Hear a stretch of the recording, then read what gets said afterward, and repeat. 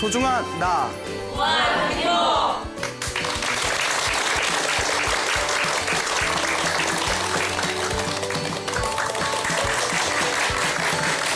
예, 만나서 반갑습니다. 광우 스님이라고 합니다.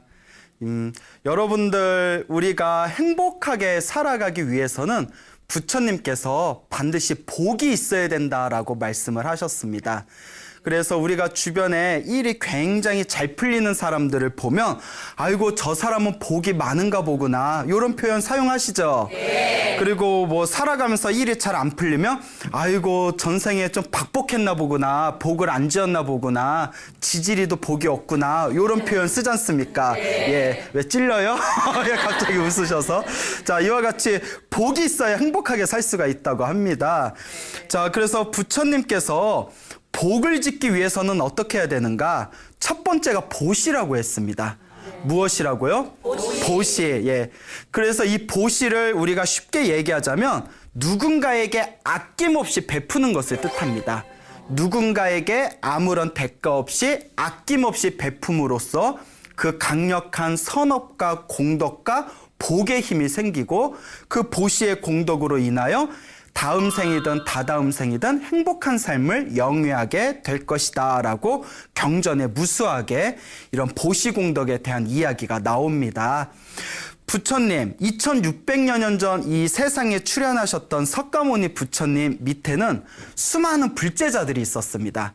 그 중에 뭐 지혜제일도 있었고 신통제일도 있었고 뭐 머리가 똑똑한 총명제일, 다문제일도 있었고 등등 수많은 제일이라는 칭호를 이제 가지게 된 수많은 불제자분들이 계셨는데 그 중에 부처님의 여자 신도 중에 보시제일이라고 불리우던 여자 신도가 있었습니다. 그 보시제일이라고 불리우던 여자 신도의 이름이 바로 위사카입니다. 뭐라고요? 위사카. 예, 위스키 아닙니다. 예, 위사카라고 불립니다. 오늘은 석가모니 부처님의 여자 신도들 중에서 보시제일이라고 불리웠던 위사카에 대한 이야기를 여러분들에게 조금 재미난 부분들을 뽑아서 이야기를 들려드릴까 합니다. 요 위사카는 2600여 년 전 부처님, 석가모니 부처님이 살아계시던 당시에 이 세상에 태어나게 되었는데 위사카는 굉장히 아름다웠답니다. 엄청나게 예뻤대요. 그런데 또 머리가 엄청나게 지혜롭고 총명했답니다. 예, 좀 짜증나죠? 예쁜데 머리도 좋아. 근데 더 대단한 것은 그 집안이 어마어마한 억만장자였다고 합니다. 그 집안도 엄청나게 부자고 얼굴도 엄청나게 예쁘고 그러면 좀 머리라도 좀 떨어져야 되는데 머리도 엄청나게 좋았대요. 그래서 이것을 가리켜서 위사카는 그만큼 전생에 무엇을 많이 지은 사람이다? 전생에 복을 많이 지었기 때문에 이번 생에 큰 부잣집에 태어나고 아름다운 외모를 갖고 또 머리가 지혜롭고 총명했다고 합니다.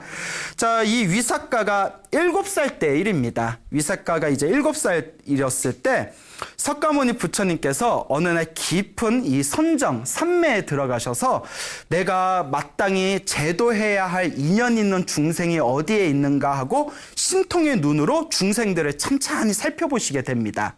그때 멀리 떨어진 위사카 가문이 머나먼 과거 전생에 부처님과 인연이 깊었기 때문에 이번 생에 저 사람들을 찾아가서 제도할 만한 그런 좋은 인연이 있구나라는 것을 꿰뚫어 보시게 되죠. 그래서 부처님께서 수많은 제자들을 이끌고 위사카네 이제 집, 위사카 가문을 향해서 이제 걸어가시게 됩니다. 그때 위사카 가문에 그 위사카의 할아버지 되시는 분이 할아버니까 그 집안의 가장 큰 어른이겠죠. 멀리서 부처님께서 스님들과 함께 요 위사카의 가문에 오신다는 이야기를 듣고 마음속에 너무나 큰 기쁨을 느끼게 됩니다. 그래서 7살이 된 어린 위사카를 불러서 위사카야 얼마나 기쁜 일이니 우리가 살아생전에 부처님 얼굴 한번 뵙기도 힘든데 부처님께서 거룩한 스님들을 모시고 우리 집에 직접 와주신다고 하니 얼마나 기쁜 일이냐. 그런데 우리가 앞에 나가서 마중을 좀 하자. 이제 위삭가와 가족들을 이끌고 멀리까지 나가서 석가모니 부처님과 거룩한 제자분들을 이렇게 집 안으로 이제 마중을 나가게 됩니다. 집까지 이제 모시고, 그리고 이제 부처님과 거룩한 스님들께 진귀한 음식을 올리게 됩니다. 부처님이시여 스님들이시여 차린 건 없지만 만나게 드셔주십시오. 또 어마어마한 부자잖아요. 차린 건 없는데 했지만 막상 보니까 엄청난 진수성찬이 가득한 거예요. 그럼 제대로 차렸으면 어느 정도라는 건지 아마 예의상한 표현이겠죠. 부처님께서 스님들과 이렇게 공양을 다 마치시고 나서 부처님의 법도는 공양을 올린 신도에게 공양을 다 마치고 나서 그 신도를 위해서 법문을 해주는 게 부처님의 법도입니다. 그래서 부처님께서 공양을 다 드시고 나서 이제 위삭가의 가족들을 위해서 법문을 하십니다. 딱 그 법문을 듣자마자 그 자리에서 위삭가의 할아버지가 깨달음을 얻게 됩니다. 그래서 불교에는 4가지의 깨달음이 있는데 그 4가지의 깨달음 중에 첫 번째 깨달음이 수다원가라고 합니다. 수다원이라고 불리우는데요. 다 아시죠? 그래요. 넘어갑시다. 자, 수다원이라고 하는데 이 4단계 깨달음 중에 첫 번째인 수다원의 경지는 부처님에 대한 확고한 믿음이 바로 서는 경지입니다. 절대 부처님과 부처님의 가르침을 의심하지 않습니다. 그리고 진리에 대한 의심과 미혹이 완전히 사라진 상태입니다. 그리고 중요한 것이 계율을 저절로 완벽하게 지킬 수 있는 경지가 이 수다원가라고 합니다. 수다원가는 굉장히 높은 경지예요. 4단계 중에서 첫 번째 단계지만 이 수다원가 1단계의 깨달음만 얻어도 성인이라고 불릴 수가 있다고 합니다. 어쨌거나 위삭가의 할아버지가 부처님의 설법을 듣고 요 수다원가라는 확고한 부처님에 대한 믿음이 바로 서는 첫 번째 깨달음을 얻게 됩니다. 그런데 놀라운 게 그 옆에서 같이 법문을 듣고 있었던 누구도 7살 된 위삭가도 그 자리에서 깨달음을 얻게 됩니다. 몇 살짜리가? 7살짜리가 우리 입장에 봤을 때 뭘 안다고. 그런데 부처님의 설법을 듣자마자 그 자리에서 부처님의 위대한 깨달음 4단계의 수행 중에 첫 번째 깨달음 수다원가를 얻게 되는 것이죠. 7살 때. 자, 이것도 그만큼 위삭가가 전생에 무엇을 많이 지었기 때문이다? 그렇죠. 복과 선업을 많이 지었기 때문이랍니다. 어쨌거나 부처님께서 보름 동안 그 집에 머무르면서 부처님과 스님들이 보름 동안 공양을 받아 드시고 또 가족들을 위해서 열심히 이제 또 법문을 설하시고 난 뒤에 이제 또 다른 중생들을 제도하기 위해서 부처님과 부처님의 제자분들이 보름 후에 그 집을 떠나 또 이제 만행의 길에 나서게 됩니다. 자, 그렇게 이제 부처님의 법문을 통해서 깨달음을 얻은 위삭가, 이제 그 위삭가와 위삭가 집안에 이제 그렇게 조금 시간이 지난 뒤에 그 위삭가의 가문이 있는 곳에 영토를 다스리는 왕이 빈비사라 왕이었다고 합니다. 무슨 왕이라고요? 빈비사라 왕. 근데 빈비사라 왕 옆에 친하게 지내던 왕이 있었는데 그 왕의 이름이 빠세나디 왕이었대요. 빠세나디 왕. 예, 이름이 좀 빡세죠? 예. 빠세나디 왕이라고 있었는데 이 빠세나디 왕이 어느 날 이런 생각을 일으킵니다. 우리 옆에 있는 옆나라 빈비사랑 왕의 국토에는 어마어마한 복과 공덕을 가지고 있는 엄청난 억만장자인 엄청난 부자들이 5명이나 있다. 어마어마한 복을 가진 부자들이 5명이나 있는데 내 영토에 우리나라에는 그런 부자가 한 명도 없다. 그러니까 이제 작은 부자들은 많지만 한 나라를 뭐 좌지우지할 정도로 엄청난 부자는 없다는 뜻이겠죠. 야, 내가 자존심이 너무 상하다. 그러니 빈비사라 왕한테 가서 그대는 어마어마한 억만장자가 5명이나 있으니까 그 부자 한 명만 나한테 다오라고 부탁을 해야 되겠다. 이제 이런 욕심이 일어나게 됩니다. 그래서 이 빠세나디 왕이 빈비사라 왕의 나라에 놀러 가게 됩니다. 빈비사라 왕이 빠세나디 왕이시여 어쩐 일로 이렇게 또 우리 궁전에 와주셨습니까? 그래서 서로 이렇게 뭐 술 한잔 하면서 이런저런 대화 나누다가 빈비사라 왕이시여 내 부탁이 있는데 우리 오랫동안 친분이 또 깊은 친구지간이 아닙니까? 그러니 제 부탁을 거절하지 말아 주십시오 하면서 그대 나라에 어마어마한 복을 가진 억만장자가 5명이나 있지 않습니까? 그러니 한 명만 우리나라에 주십시오라고 부탁을 합니다. 그 빈비사라 왕이 곤란한 표정을 지으면서 빠세나디 왕이시여, 제가 왕과 저는 오래된 친구인데 제가 왕에게 무엇을 아끼겠습니까? 다만 그 5가문은 너무나 위세가 대단해서 왕인 저조차도 함부로 할 수가 없습니다. 그래서 제가 감히 저 나라로 가라 마라 말할 수가 없습니다. 근데 그것은 좀 곤란합니다. 그 왕도 약간 눈치 볼 정도의 엄청난 그런 가문이었나 봐요. 그러니까 빠세나디 왕이 갑자기 만약에 그 5명의 부자 중에 한 명이라도 주지 않는다면 나는 이 나라를 떠나지 않겠소! 이렇게 억지를 부리는 거예요. 왕이 억지를 부려요. 그러니까 빈비사라 왕이 이제 곤란함을 느끼다가 신하들을 불러가지고 이제 회의를 하게 됩니다. 야, 우리 친하게 지내던 빠세나디 왕이 저렇게 진상 부리는데 어떡하냐. 야, 또 빠세나디 왕이 이름이 빠세잖아요. 엄청나게 다혈질이었대요. 야, 가뜩이나 성격도 다혈질인데 저러다가 또 전쟁이라도 일으키면 어떡하냐 고민하다가 어느 신하가 저 위사카 가문은 사람들이 참 착하고 온순합니다. 그쪽에 한번 부탁을 해보죠. 그래서 위사카의 아버지를 불러요. 위사카의 아버지를 부른 뒤에 뭐 할아버지는 돌아가셨는지 이제 그 뒤로는 안 나오세요. 위사카의 아버지를 부른 뒤에 위사카 가문의 이제 장자시여, 여기 이제 빠세나디 왕이 뭐 이러쿵 해서 부자 한 명만 좀 달라고 하는데 내가 부탁할 게 당신뿐이 없구려. 내 부탁을 들어줄 수 있겠어 하고 자초지종을 이야기를 하니까 이 위사카 그 아버지가 폐하께서 바라는 일이라면 제가 마땅히 폐하의 뜻에 따르겠습니다 이러더래요. 대단하죠? 그러니까 집안이 참 좋은 집안이에요. 참 온순해요. 그 한 나라를 위해서 우리가 가겠다. 그래서 이제 위사카 가문을 데리고 빠세나디 왕이 다스리고 있는 나라의 수도가 사위성이었어요. 사위성, 경전에 보면 자주 나옵니다. 사위성이라는 곳인데 사위성으로 이제 위사카 가문을 데리고 사위성으로 향하는데 위사카 가문이 어마어마한 억만장자였습니까? 이삿짐이 엄청나게 많은 거예요. 이삿짐에 하인들의 수많은 사람들을 데리고 길을 걷다 보니까 그 당일날에 일찍 출발했음에도 불구하고 사위성에 도착하지 못합니다. 그래서 중간에 어느 아름다운 동산에서 사람들이 밤에 불을 지피고 야영을 하게 됩니다. 근데 이제 밤에 하늘에 싹 별이 떠 있고 찬찬한 그런 바람이 싹 불어오는데 요 위사카의 아버지가 동산을 둘러봤더니 너무 동산이 아름다운 거예요. 그래서 이제 왕에게 여쭙니다. 빠세나디 왕이시여, 이 동산은 누구의 땅입니까? 그 빠세나디 왕이 내 땅이지 뭐 이랬겠죠. 내 땅이지 좋지? 내 땅이야 뭐 이러면서 그러면 왕이시여, 우리가 사위성에 들어가면 사위성은 인구도 많고 도시라서 번잡한데 저희들은 식솔도 굉장히 많습니다. 이렇게 수많은 사람들을 데리고 저희 가문이 사위성에 들어가면 굉장히 복잡하고 번잡할 겁니다.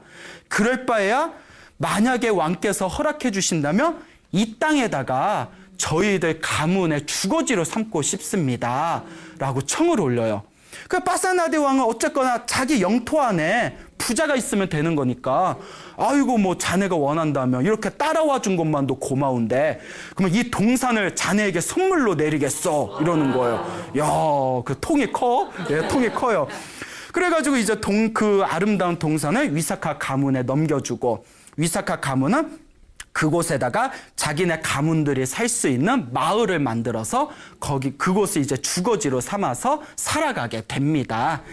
자, 그와 같이 이제 위사카 가문이 그 동산에다가 이제 가문들이 살 수 있는, 가문의 식솔들이 살 수 있는 마을을 만들고 이제 몇 년이 훅 지나게 됩니다. 몇 년이 지나게 된 뒤에 그 빠세나디 왕이 다스리는 사위성에 미가라라는 이름을 가진 부자가 있었어요. 미가라라는 이름을 가진 아주 큰 부자가 있었는데 인도에서는 부자를 흔히 장자라고 표현합니다. 장자. 부자의 다른 표현이에요. 자, 그래서 이 미가라 장자가 아들이 하나 있었는데 아들이 결혼을 안 하는 거예요. 인도의 국법은 후손이 없어서 재산을 넘겨주지 못할 경우 나라로 다 돈이 귀속이 되거든요. 그래서 자기가 엄청난 부자인데 아들이 결혼을 안 하니까 아들한테 사정합니다. 결혼을 해라.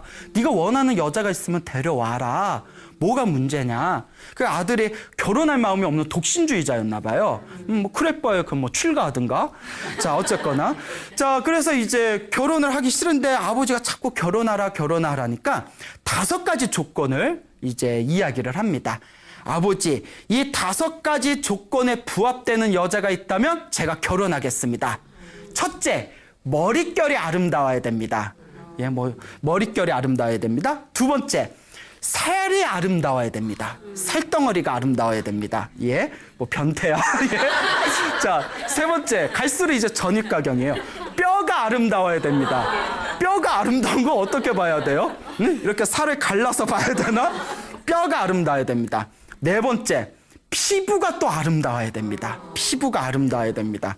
그 다음에 5번째, 젊음의 아름다움을 갖춰야 됩니다. 젊음의 아름다움이 그 주석서에 보면 재미나게 풀이를 해놨어요. 뭐라고 돼 있냐면, 충격 먹지 마세요. 어느 여인이 있는데 여인은 아이를 낳으면 급속도로 노화가 된답니다. 근데 젊음의 아름다움은 다들 느끼시잖아요. 젊음의 아름다움은 아이를 10명을 낳아도 안 낳은 것 같은 젊음을 가지고 있는 거. 이게 젊음의 아름다움이랍니다. 그러니까 머릿결이 아름다워야 되고, 살이 아름다워야 되고, 뼈가 아름다워야 되고, 피부가 아름다워야 되고, 젊음의 아름다움을 갖춰야 되고. 그러니까 우리 같으면 너 그냥 혼자 살아. 너 그냥 혼자 살아라. 예? 이랬을 텐데 아버지는 어떻게든 결혼시키고 싶잖아요. 8명의 지혜로운 바라문을 모읍니다. 8명의 지혜로운 바라문들에게 이런 5가지 조건을 갖춘 여인을 좀 구해 주십시오 하니까 바라문들도 그냥 혼자 살라 그러지. 그런 여자를 어디서 구하냐고. 찾다 못 찾아서 야, 포기하고 우리 고향으로 돌아가자 하고 가는 길에 우연히 위삭과 가문이 있는 그 마을에 들어가게 됩니다. 뭔가 촉이 오시죠? 자, 이제 위삭과 가문에 딱 들어갔는데 그날따라 마을에 축제였대요. 그래서 수많은 선남선녀들이 마을의 공터에 모여서 막 뭐 히히히 호호호 하면서 막 이렇게 놀고 있는데, 자, 그런데 갑자기 하늘에서 소나기가 막 퍼붓기 시작했대요. 큰 비가 쏟아붓기 시작하니까 이 8명의 바라문들이 마을회관에 가서 비를 피하기 시작했답니다. 그래서 마을회관에서 비를 피하고 있는데 그때 위삭가의 나이가 16살이었다고 합니다. 이제 몇 년이 지난 거죠. 거의 10년 가까이 지난 거죠. 그래서 이제 16살이던 위삭가가 500명의 시녀들과 함께 축제를 즐기다가 하늘에서 막 비가 퍼부으니까 이제 비를 피하기 위해서 마을회관으로 막 걸어가기 시작했어요. 그런데 다른 시녀들과 여자들은 그 비를 피하기 위해서 막 뛰어가는데 위삭가 뭐 혼자 비를 홀딱 맞으면서 천천히 걸어가는 거예요. 비가 오든가 말든가. 그래서 이제 그 비 사이로 막 가는 거예요. 비 사이로 막 가. 이렇게 비 사이로 천천히 걸어가는데 멀리서 비를 맞으면서 걸어오는 위삭가가 마치 한 줄기 이슬을 머금은 수선화와 같이 보였대요. 뭐 실제로 봐야 알지 우리가. 그래서 8명의 바라문들이 저 여자다, 저 아이다, 그 5가지의 아름다움을 갖춘 여인은 바로 저 여인이다. 그래서 그 여인이 천천히 마을회관에 걸어온 걸 보고 야, 저 여자가 어떤 심성을 가지고 있는지 우리가 한번 떠보자라고 이제 서로 의견을 모읍니다. 그 8명의 바라문들이 저것 봐라. 비가 오는데 옷이 홀딱 젖었는데도 설렁설렁 걸어오는 거 한번 봐라. 여자가 저렇게 게을러가지고 저런 여자하고 결혼한 남자는 뭐 살아생전에 어디 뭐 씨앗 빠진 죽이나 얻어 먹겠냐? 이런 식으로 들으라고 딱 얘기를 던졌어요. 우리 같으면 뭐야? 뭐 웬열? 막 이러면서 어머 아저씨 나한테 한 얘기예요? 응? 위삭가가 이제 침착하게, 그쵸? 요새도 막 올리잖아요. 그런 거 사진 찍고 막 올리잖아요. 침착하게 그 8명의 바라문들한테 저 들으라고 하신 말씀입니까? 하더니 제가 온몸에 비를 맞아서 옷이 젖었는데도 뛰지 않은 이유가 있습니다. 그 바라문들이 무슨 이유 하니까 이 세상에서는 뛰면 손해보는 4종류가 있습니다. 첫째는 왕입니다. 왕이 뛰어다니면 백성들이 우리 왕은 채통 없이 평민처럼 저렇게 뛰어다니는구나 하고 비난을 할 것입니다. 그래서 왕은 뛰지를 않습니다. 두 번째는 왕의 큰 행사에 의전용으로 사용하는 코끼리입니다. 코끼리에다가 장신구를 잔뜩 짊어지게 한 뒤에 위험 있게 천천히 걸어가며 백성들이 다들 그 위험스러운 코끼리의 모습에 박수를 치고 감탄을 합니다. 근데 코끼리가 마구 뛰어다니며 저 코끼리가 미쳤나 하고 사람들이 다들 두려워하고 비난을 하게 됩니다. 그러니까 뛰면 손해보는 두 번째 종류는 코끼리입니다. 세 번째는 스님입니다. 스님이 천천히 이렇게 자신의 마음을 챙기면서 걸음을 옮기셔야 되는데 마구 뛰어다니면 사람들이 저 스님은 속인들, 머리를 기른 속인처럼 채통 없이 마구 뛰어다니는구나 라고 비난을 합니다. 자, 네 번째 뛰면 손해보는 것은 바로 여자입니다. 부모님이 딸을 낳고 나서는 금지 오겹처럼 키웁니다. 그런데 시집도 가기 전에 그 딸이, 그 아가씨가 혹시라도 뛰어다니다가 다치게 되면 부모님께 큰 누를 끼치게 되는 것입니다. 옷이야 비에 맞아서 나중에 말리면 그만이지만 급한 마음에 뛰다가 넘어져서 몸에 큰 상처라도 나게 된다면 그게 가장 큰 손해인 것입니다. 라고 이야기를 하는 거예요. 그러면서 이 위사카가 이제 이와 같은 이야기를 하면서 이와 같은 손해를 보는 네 종류의 그 이야기들을 찬찬히 풀어나가니까 바라문들이 다들 이렇게 와 정말 지혜로운 여인이구나. 어쩜 저 여인이 이렇게 지혜로울 수가 하는 그런 이제 마음을 느끼게 됩니다. 그래서 이제 속으로 이 여인을 우리가 소개를 하고 중매를 한다면 분명히 사위성에 있는 이 미가라 장자가 굉장히 좋아하겠구나라는 그런 이제 감정을 느끼게 됩니다. 그래서 수소문을 해가지고 위사카 가문에 찾아가서 위사카 아버지를 만나게 됩니다. 그래서 이제 자초지종을 다 설명을 하니까 위사카 아버지가 딱 듣더니 이것도 다 인연인 것 같은데 그러면 내 딸을 그쪽 집안에 시집을 보내겠어 이렇게 이제 허락을 합니다. 그래서 이제 미가라 가문에서 자기 식솔들을 데리고 큰 선물을 가지고 위사카 가문에 찾아가게 됩니다. 그래서 이제 빨리 식을 올렸으면 좋겠습니다 하니까 요 위사카의 아버지가 내가 어렸을 때부터 아주 그냥 내가 오기야 금이야 키웠던 저의 딸입니다. 지금 보내면 또 자주 보기 어렵지 않습니까? 딸에게 평생의 선물을 좀 해주고 싶습니다. 그러니 선물이 준비될 때까지만 우리 집에 머물면서 좀 쉴 수 있겠습니까? 그럼 미가라 장자는 뭐 그게 뭐가 문제입니까? 준비하십시오 하니까 요 위사카의 아버지가 이 위사카를 위해서 이 세상에서 가장 아름다운 보석들로 만든 보석 코트를 만들어줬대요. 온몸이 다 그 보석으로 된 코트. 예?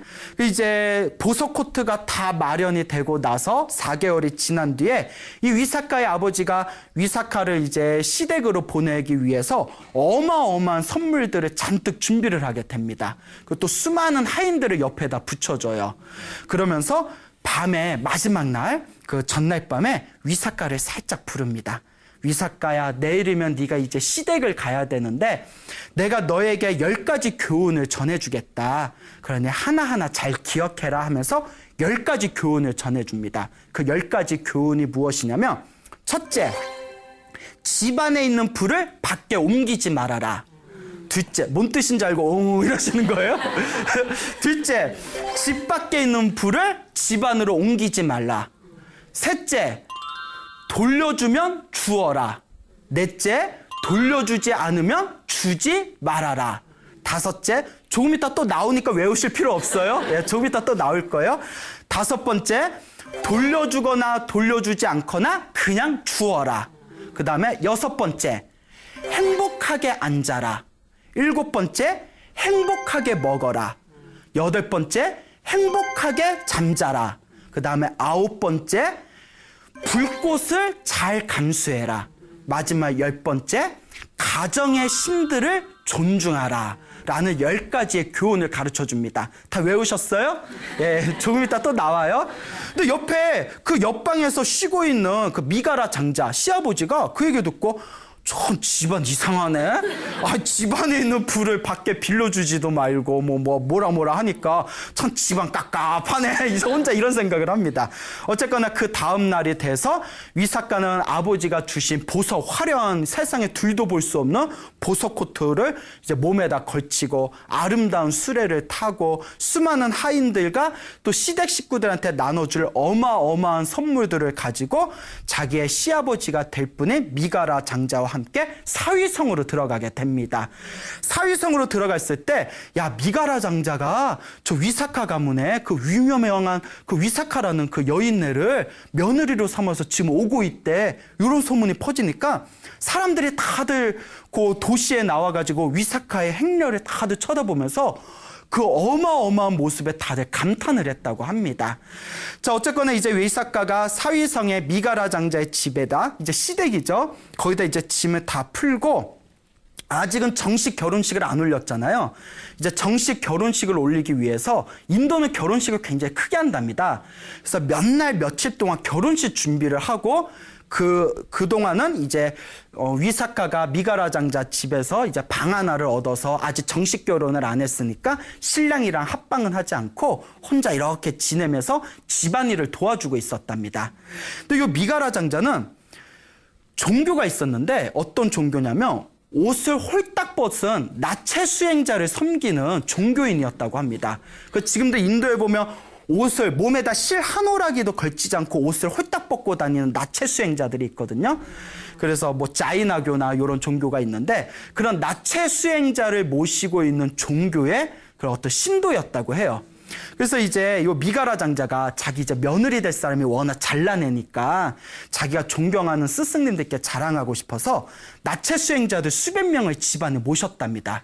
공양을 올리기 위해서. 그리고 이제 자기 며느리한테 며느리야, 며느라가야, 거룩한 성자들이 오셨다. 어서 와서 인사해라. 라는 말을 딱 듣는 순간 위사카가 자기는 불자였거든요. 그러니까 부처님의 제자인 거룩한 스님들이 오셨나 보구나 생각하고 어머, 스님들이 오셨어요 하면서 반가운 마음에 식당에 확 갔는데 식겁을 해서 놀래가지고 그 수많은 사람들 앞에서 자기 시아버지 때 분한테 어떻게 이러실 수가 있습니까? 거룩한 성자분들이 오셨다고 해서 기쁜 마음으로 여기 왔더니 저렇게 예의도 모르고 부끄러움도 모르는 남정네들한테 저를 소개한단 말입니까? 그러면서 뭐 시아버지 미왕이 뭐 이러면서 자기 방으로 막 울면서 뛰어가게 됩니다. 그러니까 그 나체수행자에 난리가 난 거예요. 자기네들 자존심이 상했겠죠? 그래서 이제 이 미가라 장자, 아주 어린애라서 이제 16살짜리가 뭘 알겠습니까? 어린애라서 그렇습니다. 미안합니다 하고 겨우 진정시켜놓고 다들 이렇게 집 밖으로 보내게 됩니다. 그러니까 너무 힘들어가지고 야, 이게 웬 날벼락이냐 싶은데 갑자기 허기가 져서 그 식당에 앉아가지고 이렇게 따끈한 우유죽을 먹고 있었대요. 그래, 이것도 먹고 살자고 하는 짓인데 뭐 하면서 우유죽을 먹고 있을 때 요 위사카가 너무 미안한 거예요. 그래도 시아버지인데. 그래서 살며시 가서 우유죽을 먹고 있는 그 시아버지 옆에서 이렇게 부채질을 해드렸대요. 그래도 이제 효부예요, 효부. 그러니까 말은 안 하지만 시아버지 미안해요 뭐 이러면서 이렇게 부채질을 다 하고 있을 때 그때 어느 스님께서, 부처님의 제자인 스님께서 딱 탑발을 나오셨답니다. 그 미가라 장자, 죽을 먹고 있는 미가라 장자 앞에서 딱 바루를 들고 있었대요. 근데 위사카는 불자잖아요. 그런데 불자인데 저 스님이 오셔서 이렇게 음식을 공양해야 되는데 하는데 자기 시아버지는 다른 종교를 믿고 부처님과 스님들을 무시하고 있었어요. 그 스님이 딱 바루를 들고 있는데도 완전 쌩 무시하고 이제 혼자 우유죽을 먹고 있으니까 위사카가 마음이 너무 나쁜 거예요. 거룩하신 스님이 오셨는데 우리 시아버지는 아는 척도 안 하고 그렇다고 내가 나서서 뭐 하면 예의에 어긋나는 것 같고 고민하다가 이렇게 얘기합니다. 스님, 그냥 가세요. 우리 시아버지는 지금 식은 죽을 드시고 계십니다. 이랬대요. 식은 죽을 드시고 계십니다. 그냥 가십시오. 그 스님이 이렇게 미소를 지으면서 이렇게 그냥 가버리셨대요. 그때 시아버지 미가라 장자가 엄청나게 화가 난 거예요. 내가 뻔히 뜨끈한 우유죽을 먹고 있는 걸 알면서 식은 죽을 먹고 있다. 자기를 비꼰 거 아니냐. 가뜩이나 아까 그 사건 때문에 열받아 죽겠는데 네가 나를 비꼬아? 그 화가 나가지고 미가라 장자가 하인들을 부른 뒤에 이런 쟁장하면서 막 뭐 이게 막 접시를 내려치면서 자, 야, 저 애를 당장 집 밖으로 내쫓아라. 시아버리를 조롱하고 비꼬는 저런 애는 내가 필요 없다. 어서 내쫓아라 이래 버리는데 하필이면 그 달려나온 하인들이 다들 누구의 하인들이었을까요? 위사카의 하인들이었던 거예요. 위사카 집안에서 보낸 하인들이니까 어쩔 줄 모르고 가만히 있으니까 화가 더 나는 거예요. 에? 내 말이 말 같지 않아? 뭐 말이야 밥이야 막 이러면서 내쫓았는데 안 쫓고 가만히 있으니까 막 화가 나가지고 뭐 어쩔 줄 모르고 있을 때 위사카가 침착하게 이렇게 얘기합니다. 아버님, 혹시 이런 일이 생길까봐 저희 친정댁에서 8분의 지혜로운 분들을 함께 모셨습니다. 그분들을 모셔가지고 시비를 분별했으면 좋겠습니다. 정확하게 시비를 분별한 뒤에 그분들의 처분을 따르면 어떠하겠습니까? 하고 청을 올립니다. 근데 이제 미가라 장자 그래도 이제 굉장히 사람이 합리적인 분이었는지 그래, 그 너의 친정에서 보냈다는 8분의 지혜로운 분들을 모셔와 봐라. 우리가 시비를 한번 가려보자. 그 8분의 지혜로운 분들 딱 모신 뒤에 그 8명의 지혜로운 자들에게 다음과 같이 얘기합니다. 위사카는 이 집안의 며느리이면서 시아버지를 욕되게 했어. 그러면서 하는 얘기가 분명히 내가 뜨끈한 우유죽을 먹고 있는 걸 알면서 우리 시아버지가 식은 죽을 먹고 있으니 그냥 돌아가시지요. 이런 식으로 나를 비꼬았다. 이게 내쫓을 죄가 아니면 무엇이냐 이러니까 그 8명이 위사카에게 아가씨 정말 그렇게 이야기했습니까? 하고 질문을 던지니까 위사카가 침착하게 이와 같이 말합니다. 사실 그게 그런 뜻이 아닙니다. 스님께서 오셔서 복을 지으라는 마음으로 바루를 들고 계시는데 우리 아버님이 모른 척 하시고 스님은 계속 서 계시길래 다음과 같은 뜻을 한 말입니다. 우리 아버님은 지금 뜨끈뜨끈한 새로운 복을 지을 생각이 없습니다. 전생에 지어놓았던 이미 식어버린 복으로 살아가고 계시는 분입니다. 그러니 그냥 가십시오. 이런 뜻입니다. 라고 대답을 합니다. 여러분, 우리가 지금 잘 먹고 잘 산 것은 내가 복을 지었기 때문입니다. 지금 새롭게 복을 지은 것은 뜨끈뜨끈한 복입니다. 근데 미가라 장자는 스님이 복을 짓기 위해서 탁발을 왔는데도 복을 짓지 않고 전생에 열심히 지어놓은 복, 이미 예전에 지어놓은 복은 뜨끈뜨끈할까요? 식어 있을까요? 그래서 그 식은 복으로 살아가고 계시는 분입니다. 그래서 식은 죽을 드시고 계십니다라고 표현한 겁니다라는 이야기를 듣고 미가라 장자는 기본적으로 종교심이 굉장히 깊었답니다. 그래서 복을 짓는다는 개념을 알고 있었기 때문에 그 말을 듣고는 자기가 그 자리에서 양보를 했답니다. 그러니까 보통 사람 같으면 이해를 못했겠지만 워낙 종교심이 깊었기 때문에 미가라 장자도 그래, 그러면 네 말은 그게 맞다고 치자. 근데 내가 계속 생각해도 내가 도저히 이해가 안 되는 게 있다. 그러면서 옛날에 화가 나니까 옛날에 지나간 거 다 끄집어내는 거예요. 너 한번 말해봐. 너 그때 전날 밤에 우리 집에 오기 전에 너의 친정아버지가 10가지 교훈을 주지 않았냐.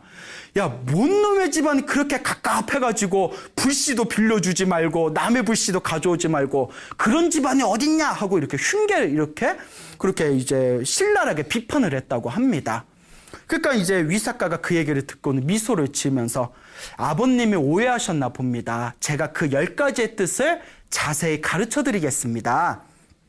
첫째, 집안에 있는 불을 밖으로 옮기지 말아라라는 뜻은 우리 시대 가족들의 허물을 밖에다 옮기지 말아라라는 뜻입니다.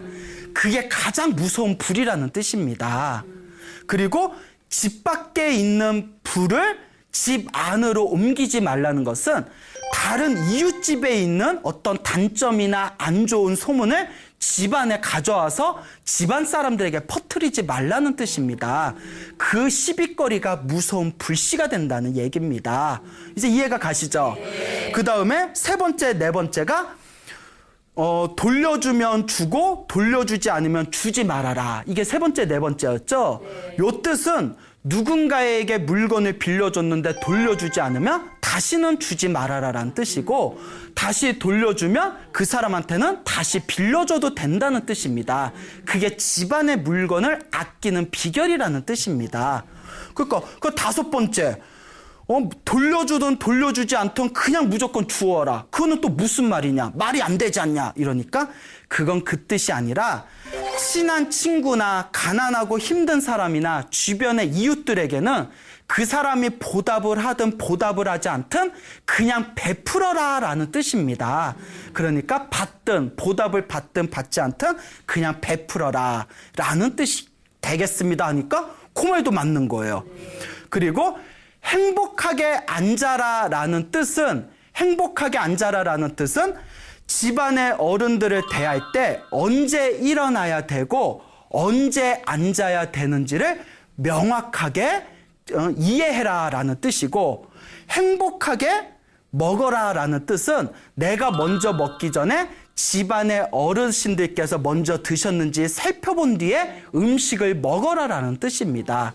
그리고 행복하게 잠자라 라는 뜻은 집안의 어른들께서 편안하게 잠자리에 드셨는지를 확인하고 잠에 들어라 라는 뜻입니다. 그리고 불꽃을 잘 간수하라는 뜻은 집안에 있는 가족들을 잘 모셔라. 왜냐? 집안에 있는 가족들을 불꽃과 같이 섬세하게 잘 모시라라는 뜻입니다. 그리고 마지막에 가정의 신들을 존중하라라는 뜻은, 가정의 신들은 바로 누굽니까? 가족이지 않습니까? 가족을 신과 같이 모셔라라는 뜻입니다. 이 얘기를 들으니까 너무나 맞는 말이에요. 그 순간 미가라 장자의 머릿속에 싹 스쳐가는 내용이, 그동안 자기하고 며칠 동안 살아오면서 며느라기의 모습을 봤더니 그 10가지의 언행이 딱 일치가 된 걸 느끼게 됩니다. 아이고, 이렇게 지혜로운데 내가 그걸 오해했구나. 그때 위사카가 한 성깔이 있어요. 일이 이렇게 되고 오해가 풀렸으니 저는 그럼 이만 제 친정집으로 돌아가겠습니다 해버리는 거예요.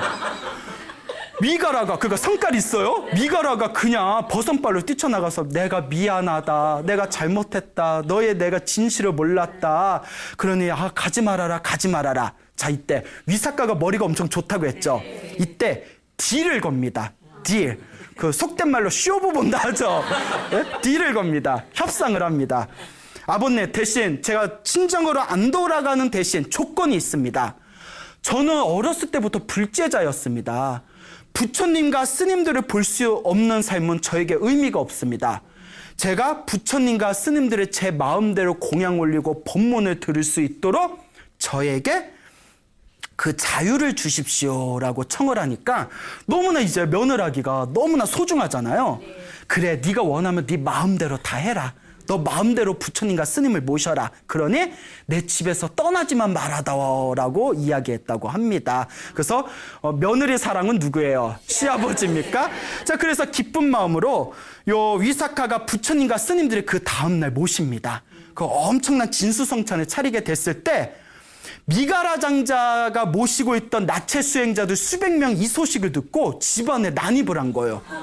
왜냐하면 잘못하다 미가라 장자가 부처님 신도가 돼버리면 자기는 정말, 이런 얘기하면 좀 안 좋은 얘기지만 돈줄이 끊기는 거거든요. 엄청난 후원자인데 안 돼. 당신 며느리가 공양 올리는 거에 우리가 안 말리지만 너는 가면 안 돼 하고 붙드는 겁니다. 그러니까 이 시아버지 미가라가 며느리를 불러서 이 상황을 보면 알겠지만 나는 못 갈 것 같다.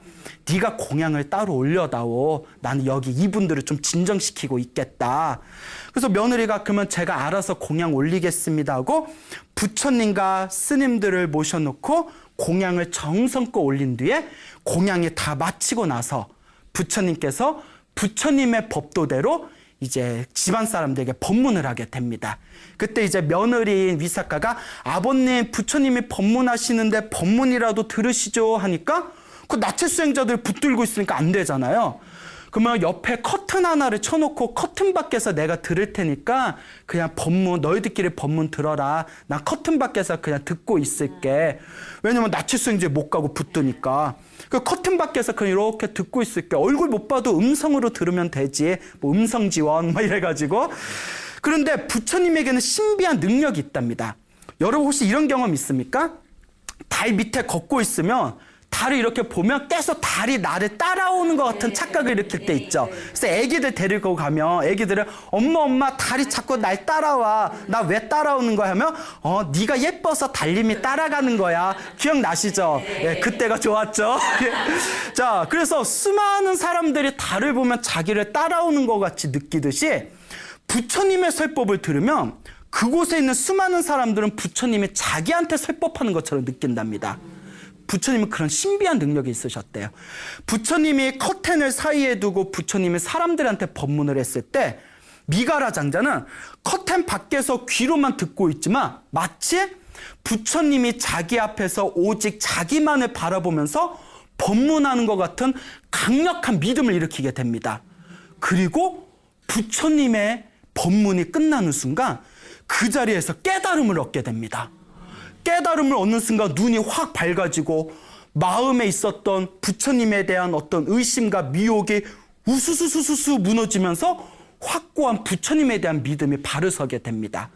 그 기쁨을 잊지 못하고 커튼을 딱 찢어버려요. 커튼을 찢어버리면서 며느리한테 달려갑니다. 며느리 위사가한테 수많은 사람들이 보는 데 앞에서 이와 같이 얘기합니다. 위사가야, 이제부터 너는 나의 엄마다. 그대가 나의 어머니이다.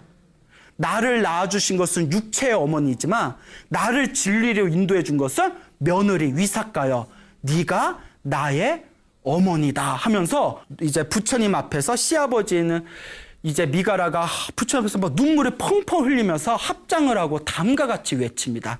부처님이시여, 그동안 부처님께 공양을 올리면 무한한 복이 된다는 것을 저는 믿지 않았습니다. 하지만 오늘 며느리 덕분에 부처님께 공양을 올리면 무한한 복이 된다는 것을 오늘에야 깨달았습니다. 제가 이와 같이 이 며느리를 만나게 된 것은 저의 무한한 공덕입니다. 라고 부처님 앞에서 눈물을 흘렸다고 합니다. 자, 그런데 중요한 거, 미가라가 이와 같은 위사가라는 며느리를 만나게 된 것도 결국 누구 복일까요? 결국 미가라 전생의 복이었던 거죠. 그래서 중요한 거, 끼리끼리 만난다라는 이야기가 생기게 된 겁니다. 이와 같이 위사가라는 며느리를 통해서 미가라의 모든 가족들이 부처님의 신심 깊은 제자가 됩니다. 그리고 위사가 가문은 기본적으로 돈이 어마어마한 억만장자였습니다. 그리고 시집을 온 시댁인 미가라 장자도 사위성에서 굉장한 부자였다고 합니다. 그리고 위사가는 자기 친정집의 재산과 자기 이제 시댁의 재산들을 통해 가지고 자신의 재력을 이용해서 부처님과 스님들께 엄청난 무한한 공양과 복덕과 공양을 올렸다고 합니다. 이와 같은 인연으로 위사가를 부처님 신도들 중에 무슨 제일이라고 불리우게 되었다?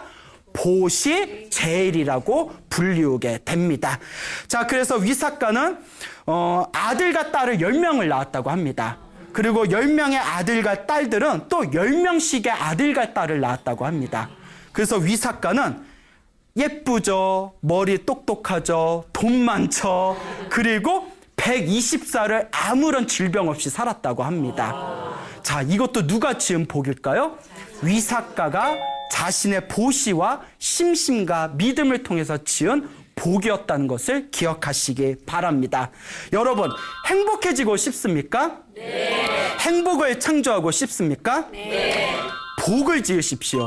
선업을 지으십시오. 공덕을 쌓으십시오. 복과 선업과 공덕의 힘이 여러분들을 진정한 행복의 길로 이끌어 줄 것입니다. 여기서 마치겠습니다. 소중한 나.